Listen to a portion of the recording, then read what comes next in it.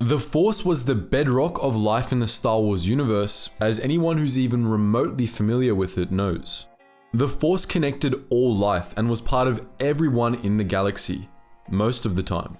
There were examples of beings, usually Force sensitives, who had their connections to the Force severed. In rare cases, these beings even cut themselves off from the Force and lived out lonely lives in exile. But how was this even possible? How could someone live without the Force? In this video, we'll be exploring this question.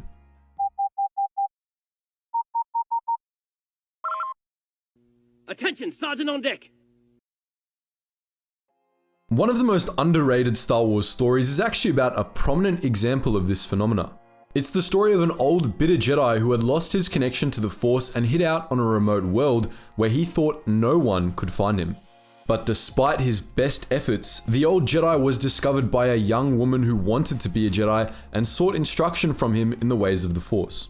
The old Jedi refused, but the aspiring apprentice kept pestering him and he eventually acquiesced. Through the young woman, the old Jedi eventually found redemption and regained his connection to the Force, ultimately becoming a Force ghost when he died. This story might sound familiar to you. That's because we're talking about Tales of the Jedi: Redemption, a Legends comic from the 90s that definitely wasn't ripped off by a much more well-known sequel film. This particular old Jedi was none other than Qel-Droma, a Jedi Knight who had fallen to the dark side and helped start the Great Sith War. In his time, Qel-Droma became a Sith Lord, second only to Exile, who was Dark Lord of the Sith.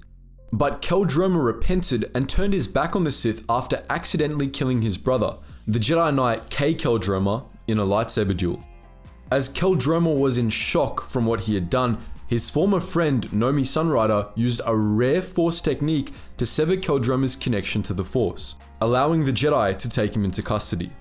After mulling over his actions, Ulic realized the depth of his mistakes and chose to help the Jedi, leading them to Exile and helping end the Great Sith War. As a reward, he was released after the war's end, allowed to wander the galaxy and do as he pleased, since the Jedi deemed his severance from the Force to have been punishment enough. Qel-Droma ultimately settled on the ice world Renvar, where he chose to live in isolation from the galaxy as penance for his wrongs. 10 years after the Great Sith War, he was found by Vima Sunrider, Nomi Sunrider's daughter, who had become dead set on Ulic training her as a Jedi, even though her mother was a leading member of the Jedi Council.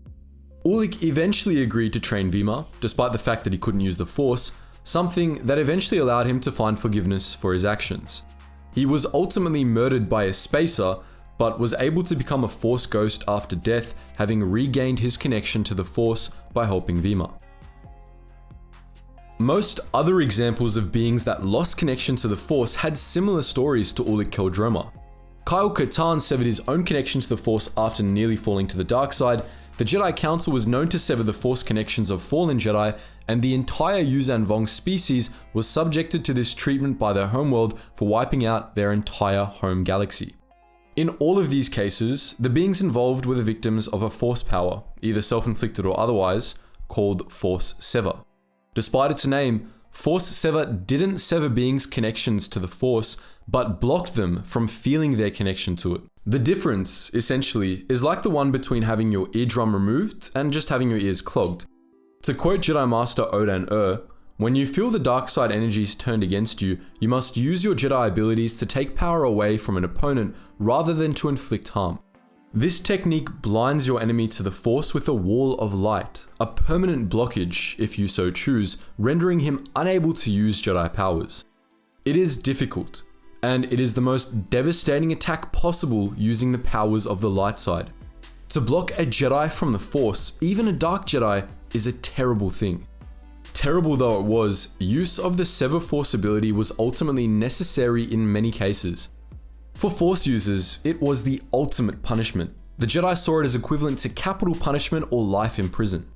Jedi who had seriously stuffed up were subjected to this by the Jedi Council, as were captured Sith and Dark Jedi. The Jedi believed, rather naively, that this rendered such individuals harmless, and often followed up Force severances with a sentence of exile, hoping those they had severed from the Force could find redemption later down the line.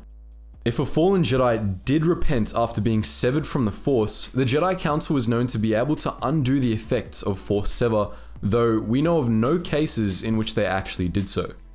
While Force Sever was a Jedi technique with merciful intentions, the Sith had their own warped versions of the ability which were much more horrible. The same principles that allowed Jedi to cut people off from the Force allowed Sith to drain the life force from people. The infamous technique of Darth Nihilus was, in fact, a mirror image of Force Sever, albeit a dark one. Darth Vitiate and Darth Traya used similar Sith techniques. The latter was also both a user and a victim of Force Sever, though not at the same time, obviously. We do have one notable example of a Jedi who truly cut herself off from the Force and survived, Meetra Surik, the Jedi Exile. Surik was a bit of a special case. Despite her being in exile, she was never subjected to Force Sever. Rather, something much worse happened to her: war. Surik was a general in the Mandalorian Wars, and a gifted one at that. From a young age, she was known for her ability to make Force bonds with whomever she met, allowing her to feel what they felt and vice versa. During the Mandalorian Wars, this made her an excellent general at first, as she was able to easily connect with the troops under her command and inspire them to keep fighting. But the brutal nature of the war eventually took a severe toll on her. Practically everyone Surik knew on the battlefield died, be they Jedi or common soldier, and with each death, one of the Force bonds she made was severed. These repeated severances built up, and by the end of the war, they were actually beginning to weaken Surik's connection to the Force. But the final straw was the war's last battle, the Battle of Malachor V. In that battle, Meetra Surik ordered the activation of the Mass Shadow Generator, a superweapon that annihilated the fleets present above Malachor, Mandalorian and Republic alike. Surik tore a massive wound in the Force by doing this, and as a consequence, she was forced to completely cut herself off from the Force to survive. This was why Surik was exiled from the Jedi Order. When she came before the Council after the end of the war, they were horrified to sense that she had become completely devoid of the Force, a Force wound in her own right. What's more, Surik was able to survive in such a state, something that challenged the beliefs of her masters, who thought that there could be no life without the Force. She was deemed an abomination and cast out of the Jedi Order and spent 10 years wandering wild space alone. Meetra Surik was the only known being in galactic history to experience a total severance from the Force like this. Despite the extreme nature of her situation, however, Surik was actually able to regain connection to the Force in the end. Even though she no longer had the Force within her, Surik formed a particularly strong Force bond with the woman known as Kreia, allowing her to feel the Force again, albeit faintly. After this, she again began to unconsciously form Force bonds with those whom she met, allowing her to feel the Force through others.